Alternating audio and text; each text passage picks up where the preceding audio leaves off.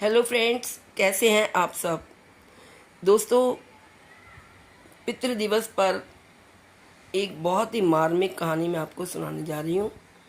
एक पुत्र अपने पिता से क्या शिकायत करता है, आइए इस कहानी के माध्यम से जानते हैं। पुत्र की शिकायत है कि पिताजी, आपने मेरे लिए किया ही क्या है। अजी सुनते हो, राहुल को कंपनी में जाकर टिफ़िन दे आओगे क्या? क्यों, आज राहुल टिफ़िन लेकर नहीं गया? शरद राव ने अपनी पत्नी से पूछा। आज राहुल की कंपनी के चेयरमैन आ रहे हैं, इसलिए राहुल सुबह 7 बजे निकल गया और इतनी सुबह खाना भी नहीं बन पाया था। ठीक है, दे आता हूँ मैं, शरद राव ने कहा। शरद राव ने हाथ का पेपर रख दिया और वो कपड़े बदलने के लिए कमरे में चले गए। पुष्पाबाई ने राहत की सांस ली। शरद राव जब तैयार हुए, मतलब उसके और राहुल के बीच हुआ विवाद उन्होंने नहीं सुना था। विवाद भी कैसा, हमेशा की तरह राहुल का अपने पिताजी पर दोषारोपण करना और पुष्पाबाई का अपने पति के पक्ष में बोलना। विषय भी वही, हमारे पिताजी ने हमारे लिए क्या किया, मेरे लिए किया ही क्या है मेरे बाप ने। माँ, मेरे मित्र के पिताजी भी शिक्षक थे, पर देखो उन्होंने कितना बड़ा बंगला बना लिया। नहीं तो एक ये हमारे पापा, अभी भी हम किराए के मकान में ही रह रहे हैं। माँ बोली, राहुल, तुम्हें मालूम है कि तुम्हारे पापा घर में बड़े हैं और 2 बहनों और 2 भाइयों की शादी का खर्चा भी उन्होंने उठाया था, और इसके सिवाय इसके तुम्हारी बहन की शादी का खर्चा भी उन्होंने ही किया था। अपने गांव की ज़मीन की कोर्ट कचहरी भी लगी ही रही। ये सारी जिम्मेदारियां किसने उठाई? क्या उपयोग हुआ उसका माँ? उनके भाई बहन बंगलों में रहते हैं। कभी भी उन्होंने सोचा कि हमारे लिए जिस भाई ने इतने कष्ट उठाए उसने एक छोटा सा मकान भी नहीं बनाया, तो हम ही उन्हें एक मकान बना कर दी। एक क्षण के लिए पुष्पाबाई की आंखें भर आई। क्या बताएं अपने जन्म दिए पुत्र को, बाप ने किया ही क्या मेरे लिए, यह पूछ रहा है। फिर बोली, तुम्हारे पापा ने अपना कर्तव्य निभाया, भाई बहनों से कभी कोई आशा नहीं रखी। राहुल मूर्खों जैसी बात करते हुए बोला, अच्छा वो ठीक है, उन्होंने हजारों बच्चों की ट्यूशन्स ली, यदि उनसे फीस ले लेते तो आज पैसों में खेल रहे होते। आजकल के क्लासेस वालों को देखो, इम्पोर्टेड गाड़ियों में घूमते हैं। ये तुम सच बोल रहे हो, परंतु तुम्हारे पापा का तत्व था ज्ञान दान का पैसा नहीं लेना। उनके इन्हीं तत्वों के कारण उनकी कितनी प्रसिद्धि हुई और कितने पुरस्कार मिले, उसकी कल्पना है तुम्हें? ये सुनते ही राहुल एकदम नाराज हो गया।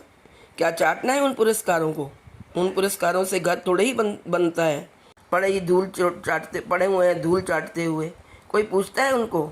इतने में दरवाजे पर दस्तक सुनाई दी। राहुल ने दरवाजा खोला तो शरद राव खड़े थे। पापा ने उनका बोलना तो नहीं सुना, इस डर से राहुल का चेहरा उतर गया, परंतु शरद राव बिना कुछ बोले अंदर चले गए और वह विवाद वहीं खत्म हो गया। ये था पुष्पाबाई और राहुल का कल का झगड़ा। पर आज शरद राव ने टिफिन साइकिल को अटकाया और तपती धूप में औद्योगिक क्षेत्र की ओर राहुल की कंपनी के लिए निकल पड़े। 7 किलोमीटर दूर कंपनी तक पहुंचते पहुंचते उनका दम फूल गया था। कंपनी के गेट पर सिक्योरिटी गार्ड ने उन्हें रोक लिया। राहुल, पाटिल साहब का टिफ़िन देना है, अंदर जाऊं क्या? अभी साहब आए हुए हैं, गार्ड बोला। चेयरमैन साहब आए हुए हैं, उनके साथ मीटिंग चल रही है, किसी भी क्षण वो मीटिंग ख़त्म कर आ सकते हैं, तुम बाजू में ही रहिए। चेयरमैन साहब को आप दिखना नहीं चाहिए। शरद राव थोड़ी दूर धूप में ही खड़े रहे, आसपास कहीं भी छाँव नहीं थी।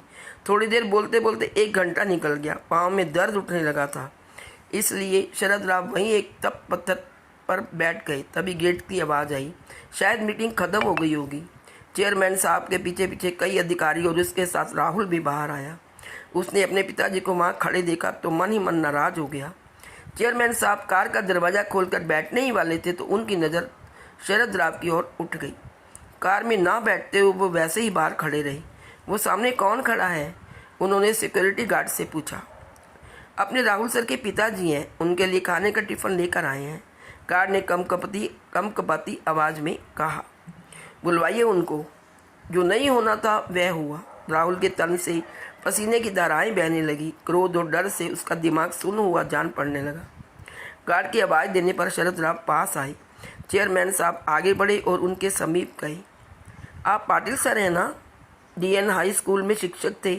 हाँ, आप कैसे पहचानते हो मुझे? कुछ समझने के पहले ही चेयरमैन साहब ने शरद राव के चरण छुए। सभी अधिकारी और राहुल वो दृश्य देखकर अचंभित रह गए।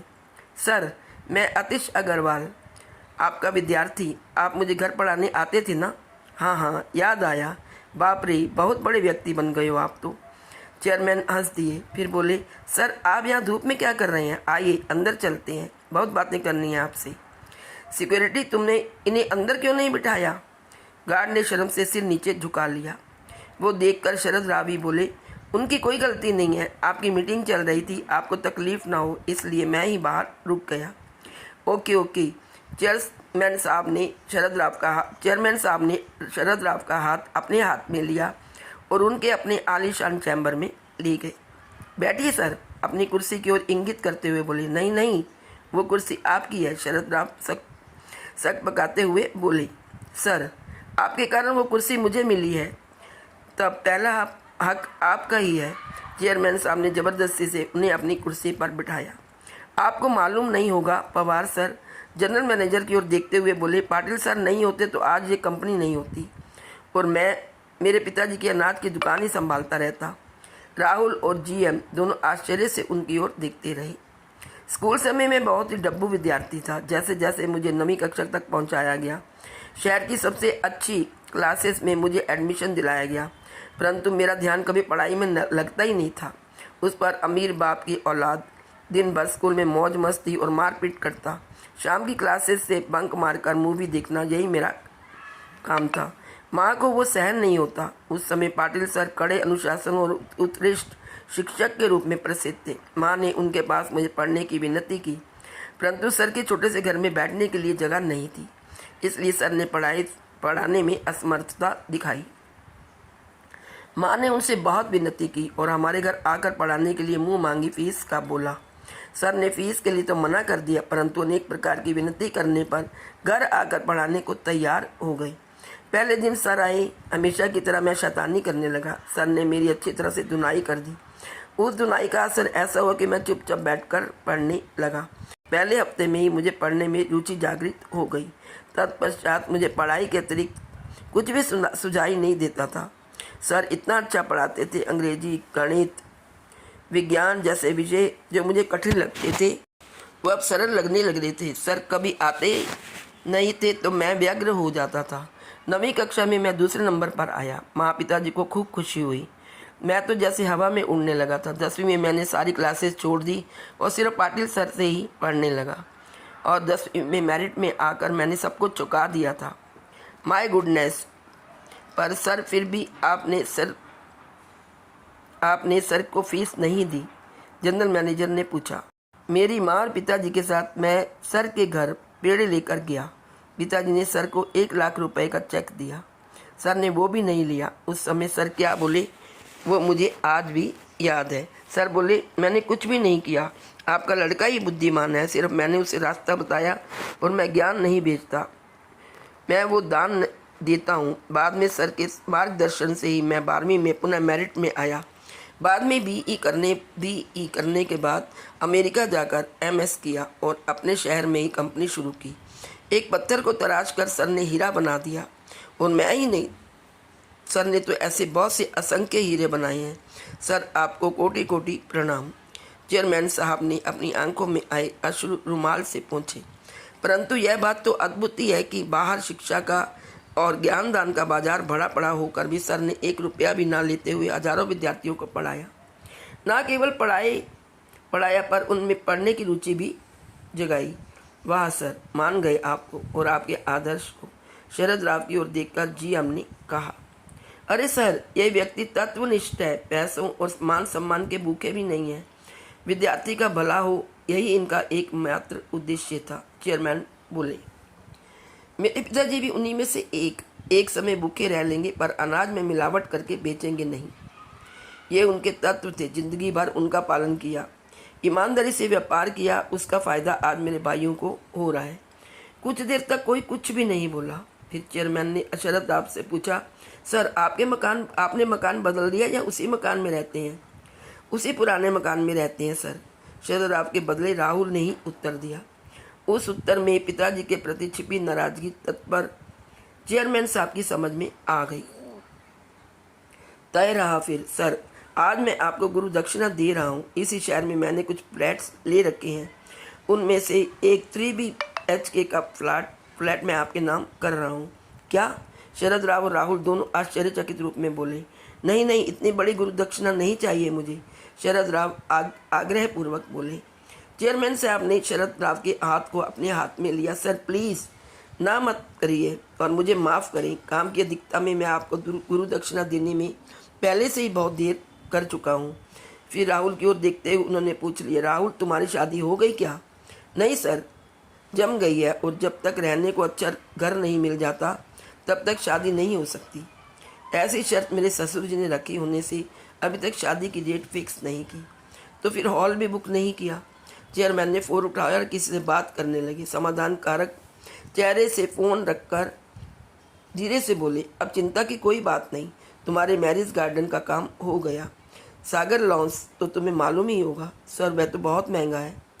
अरे तूने कहाँ पैसे चुकाने हैं? सर के सारे विद्यार्थी सर के लिए कुछ भी कर सकते हैं, सर के बस एक आवाज़ देने की बात है। परंतु सर तत्वनिष्ठ है, वे ऐसा करेंगे भी नहीं। इस लॉन्स का मालिक भी सर का विद्यार्थी ही है।